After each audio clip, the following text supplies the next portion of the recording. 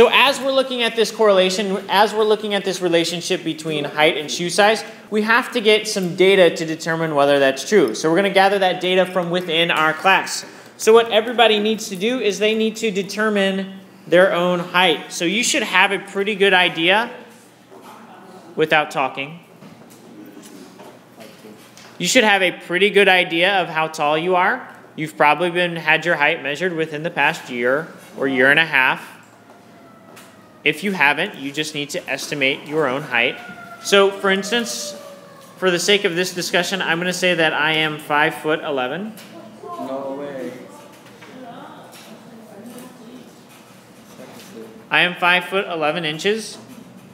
I need to convert this to all inches if we're going to be able to do this today. So if I am 5 feet, what do I need to do to change that 5 feet to inches? Multiply by 12. That gives me 60 inches plus 11 inches. Tells me I am 71 inches tall. I'm going to give you 15 seconds to, without talking, write down your own height in inches. Sammy, I don't see you writing anything down. So if you are 5 foot something, you should be adding 60 inches to that something. If you are 4 foot something, you should be adding 48 inches to that something.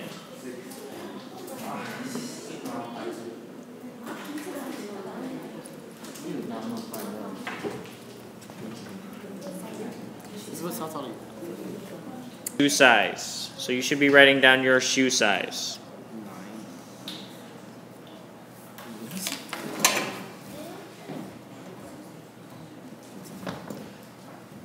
In the next 3 minutes, you are going to be gathering data from other teammates in your classroom. You're going to be doing this at a level 2, and you're going to have 3 minutes to fill out this entire chart. Let me give you an idea of what that should sound like to make sure that it gets done in 3 minutes. You walk up to somebody. You say, Monique, how tall are you? Oh, 5'1". How many inches is that? 61. She is 61 inches tall. What is your shoe size? 5. Thank you, Monique. Move on to somebody else. Anthony, how tall are you? I think 5'6". 5'6". So he's saying he is 66. And what is your size? Shoe size? 9.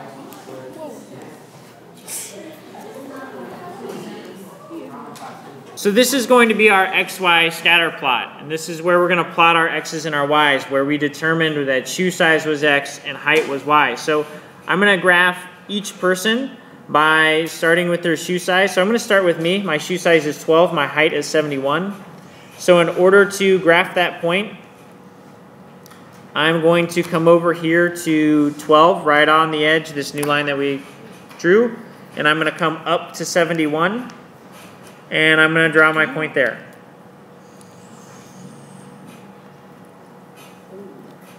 Then I'm going to move on to my next point, which for me was Anthony. He had a height of 66 and a shoe size of 9. So I'm going to come over to shoe size of 9 and up to 66.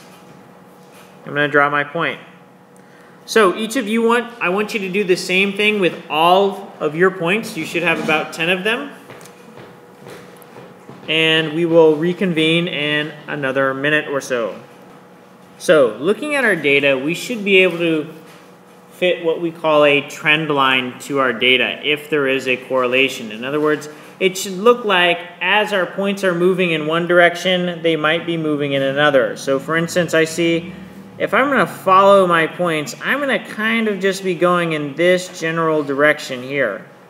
No, I'm not going to have a perfection coming on over here, but in general, my points seem to be moving this direction. So we're going to fit what we call a trend line. A trend line is not going to be a line that goes through all of our points.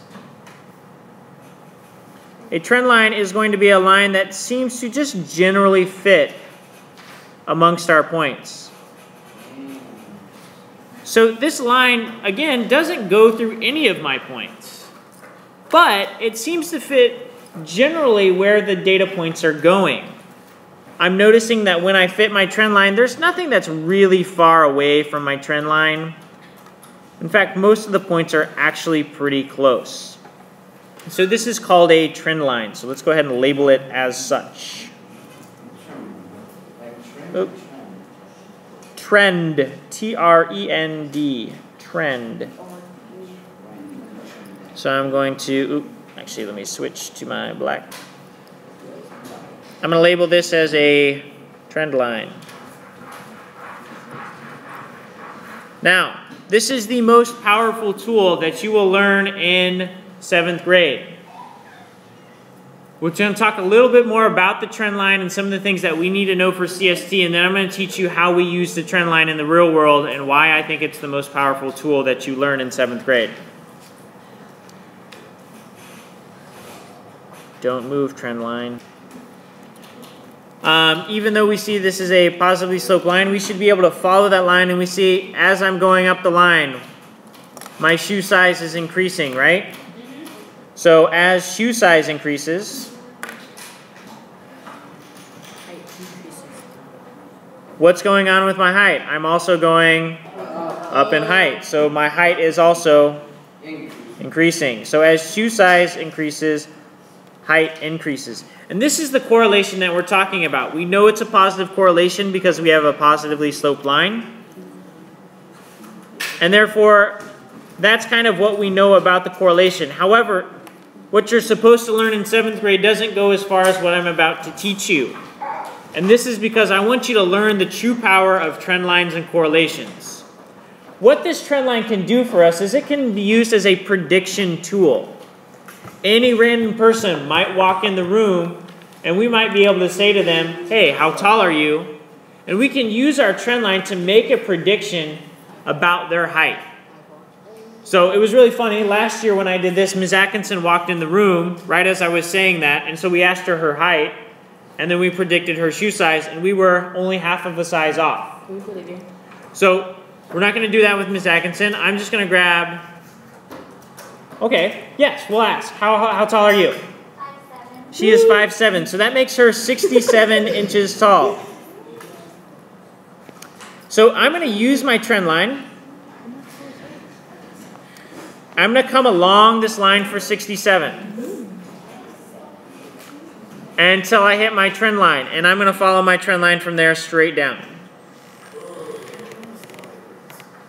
Makes a perfect box. So this would suggest that she's somewhere between 9 and 9.5. That's in probably men's sizes. What size shoe do you wear?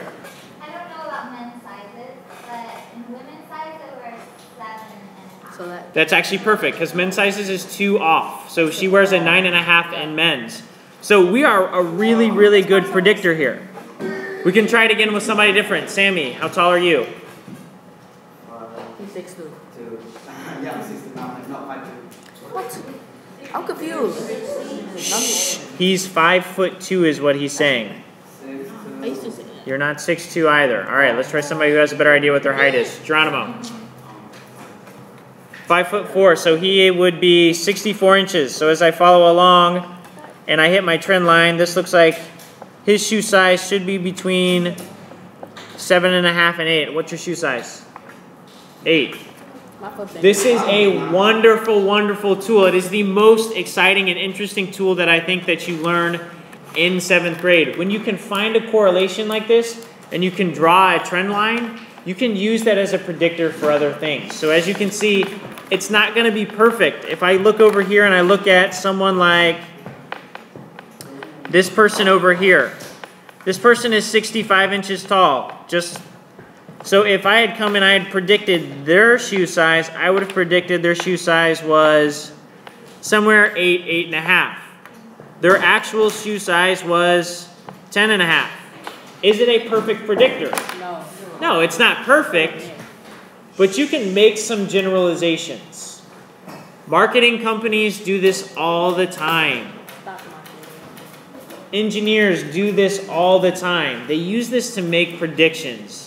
When they can find a trend and a correlation amongst data, okay? So that's the power of an XY scatter plot, correlations, and trend lines, all right? let's go ahead and flip over, and we're going to do one more problem, kind of semi-teacher time, semi-together time.